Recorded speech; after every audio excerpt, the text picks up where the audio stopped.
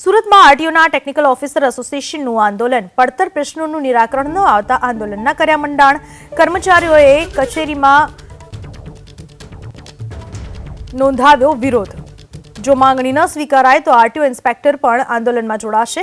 માંગ ન સ્વીકારાય તો કાલથી સીએલ પર ઉતરવાની પણ ચીમકી ઉચ્ચારવામાં આવી છે।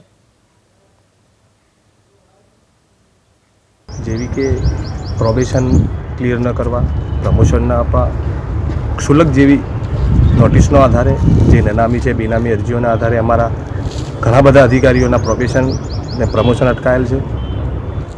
એ બાબતે અમે સરકારશ્રીને જાણ પણ કરી હતી 30/12ના રોજ કે ભાઈ અમારી આ વિવિધ માગણીઓ છે જેને અમારો ક્લિયર મતલબ પૂરી કરો, જેથી કરીને અમે અમારા આગળના કાર્યક્રમો ના કરવા પડે। અમારા અમુક અધિકારીઓ જે છે જેમને નોટિસના આધારે પ્રમોશન અટકાવી દીધા છે, જે ખરેખર સરકારશ્રીની સૂચનાનું સદંતર ભંગ છે। સરકારની ગાઈડલાઇન છે કે નોટિસના આધારે પ્રમોશન ના અટકાવી શકે, તેમ છતાં અટકાવેલા છે અને આવી ખોટી કામગીરીઓ જે છે થઈ રહી છે, જેના વિરોધમાં અમે આ બાબતનું પ્રદર્શન અમે કરી રહ્યા છીએ।